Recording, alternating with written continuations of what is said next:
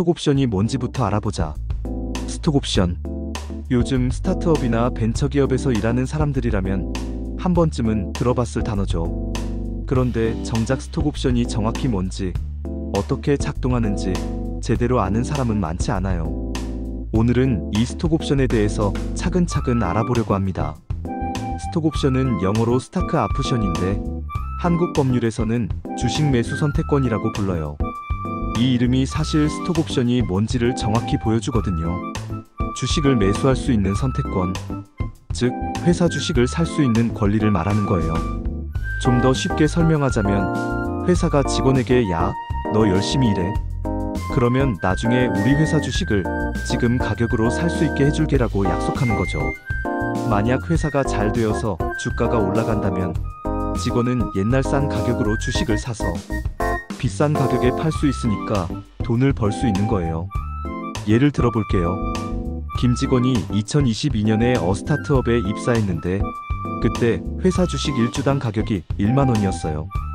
회사에서 김직원에게 2년 후에 1만 원으로 우리 주식 1000주를 살 수 있는 권리를 줄게라고 했다고 해봅시다. 그런데 2024년이 되니까 회사가 잘 되어서 주식 가격이 1주당 5만 원이 됐어요. 그러면 김직원은 1000만 원을 내고 1000주를 사서 바로 5천만 원에 팔 수 있으니까 4천만 원을 벌 수 있는 거죠. 하지만 여기서 중요한 건 스톡옵션은 권리라는 점이에요. 의무가 아니라 권리거든요. 만약 회사 상황이 안 좋아져서 주가가 1만 원보다 떨어졌다면 김직원은 굳이 비싼 값에 주식을 살 필요가 없어요. 그냥 포기하면 되니까요. 이게 스톡옵션의 핵심이에요. 한국에서 스톡옵션은 어떻게 시작됐나? 우리나라에서 스톡옵션 제도가 도입된 건 1997년이에요. IMF 외환위기 시기죠.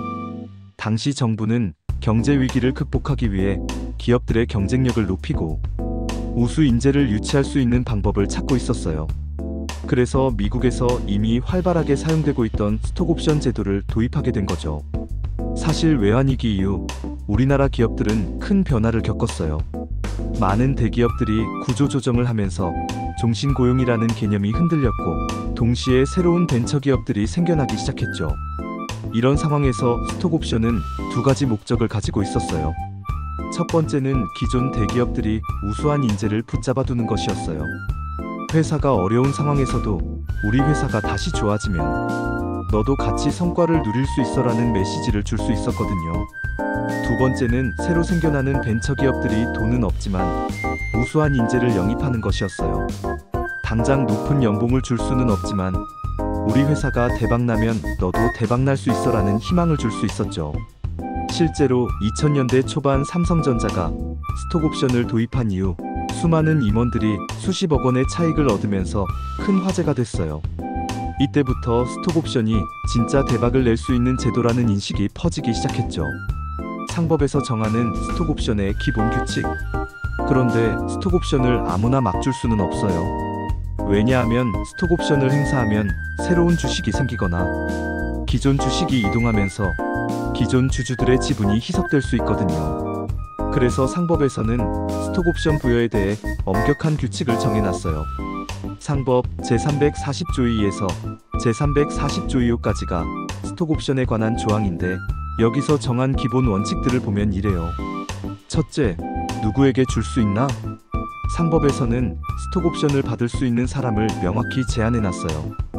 회사의 설립이나 경영, 기술혁신 등에 기여했거나 기여할 수 있는 사람에게만 줄 수 있어요. 구체적으로는 이사, 집행임원, 감사, 직원들이죠. 하지만 받을 수 없는 사람들도 있어요. 발행 주식 총수의 10% 이상을 가진 주주나 회사의 주요 경영사항에 사실상 영향력을 행사하는 사람, 그리고 이들의 배우자나 직계존비 속은 스톡옵션을 받을 수 없어요. 쉽게 말해서 이미 회사를 좌지우지할 수 있는 사람들한테는 또 혜택을 주지 않겠다는 뜻이죠. 둘째, 얼마나 줄 수 있나? 일반적인 주식회사는 발행 주식 총수의 10% 범위 내에서만 스톡옵션을 부여할 수 있어요. 이것도 기존 주주들의 지분 희석을 막기 위한 장치죠. 만약 회사가 총 100만 주를 발행했다면 최대 10만 주까지만 스톡옵션으로 줄 수 있다는 얘기예요.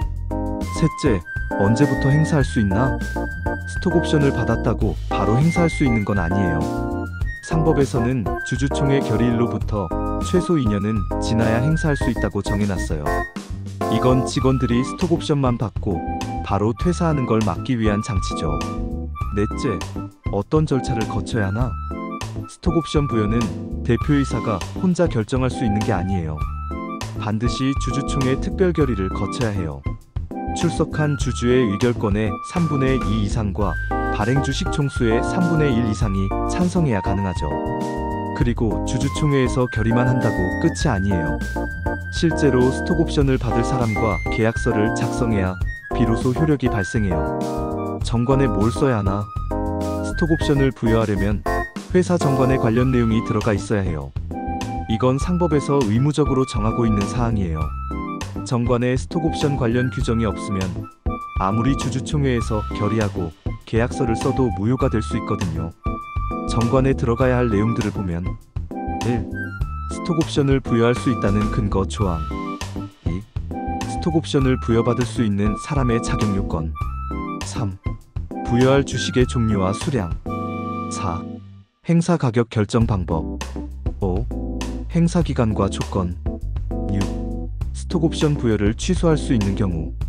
이런 내용들이 명확하게 정관에 적혀 있어야 나중에 문제가 생기지 않아요. 스톡옵션의 장점과 단점. 회사 입장에서의 장점. 가장 큰 장점은 당장 현금을 지출하지 않고도 우수한 인재를 유치할 수 있다는 거예요. 특히 스타트업이나 초기 벤처기업의 경우 대기업과 경쟁할 만한 연봉을 제공하기 어려운데 스톡옵션으로 이를 보완할 수 있죠. 또한 직원들의 동기부여에도 효과적이에요. 자신이 열심히 일해서 회사가 성장하면 그 성과를 직접적으로 누릴 수 있다는 걸 알기 때문에 더 열심히 일할 가능성이 높아져요. 회사 입장에서의 단점. 기존 주주들의 지분이 희석될 수 있어요.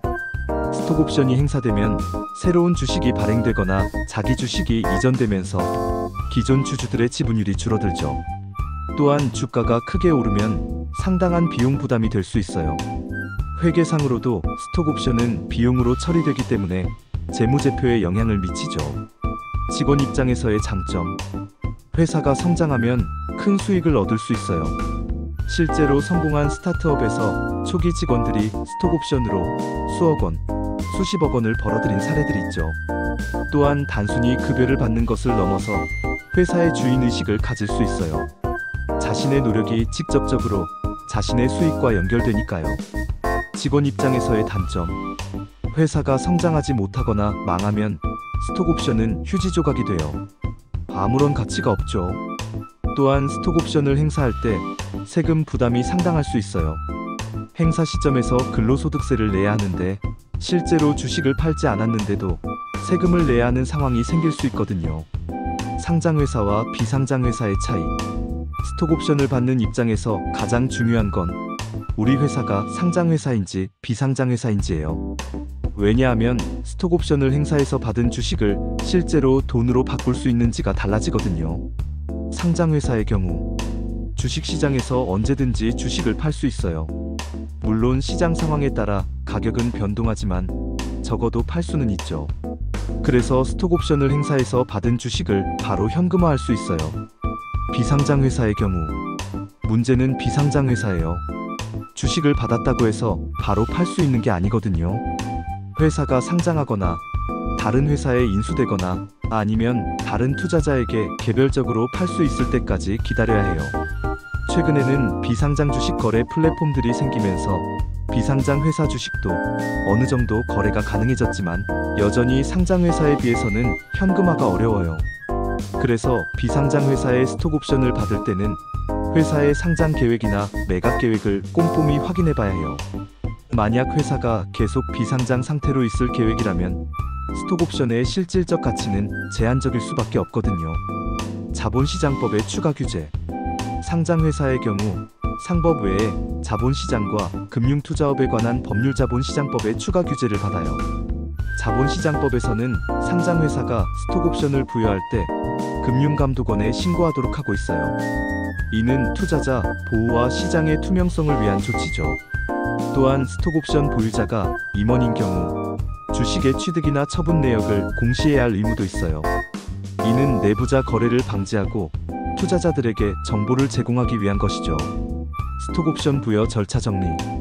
실제로 회사에서 스톡옵션을 부여하는 절차를 정리해보면 1. 정관 검토 및 수정 정관에 스톡옵션 관련 조항이 있는지 확인하고 없으면 주주총회를 통해 정관을 수정해요. 2. 부여 계획 수립 누구에게 얼마나 줄지, 행사 가격은 어떻게 정할지 등을 결정해요. 3. 주주총회 특별결의 스톡옵션 부여에 대한 주주총회 특별결의를 진행해요. 4. 계약서 작성 스톡옵션을 받을 사람과 개별적으로 계약서를 작성해요. 5.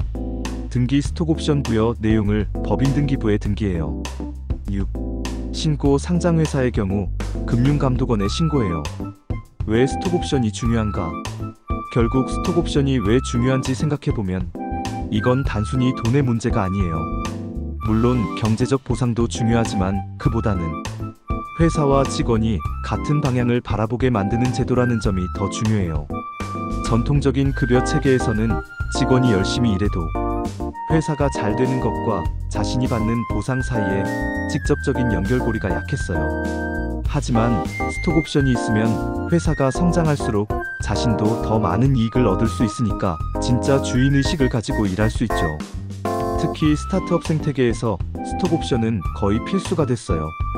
초기 직원들이 위험을 감수하고 불안정한 스타트업에 합류하는 이유 중 하나가 바로 스톡옵션이거든요.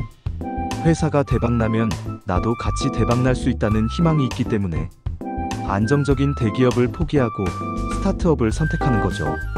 또한 우리나라처럼 자본시장이 발달한 국가에서는 스톡옵션이 인재의 이동성을 높이는 역할도 해요. 뛰어난 개발자나 기획자가 더 나은 기회를 찾아 회사를 옮기는 게 자연스러워지면서 전체적으로 인재의 효율적 배분이 이루어지는 거죠. 하지만 동시에 스톡옵션에만 의존하는 것도 위험해요. 회사가 성장하지 못하면 스톡옵션은 아무런 가치가 없거든요. 그래서 스톡옵션을 받을 때는 회사의 비전과 성장 가능성을 꼼꼼히 살펴봐야 해요. 앞으로 계속해서 스톡옵션에 대해 더 자세히 알아볼 건데 다음에는 벤처기업에 주어지는 특별한 혜택들과 세금 문제에 대해서 얘기해 보겠습니다. 특히 벤처기업의 스톡옵션은 일반 회사와는 많이 다른 규칙들이 적용되거든요.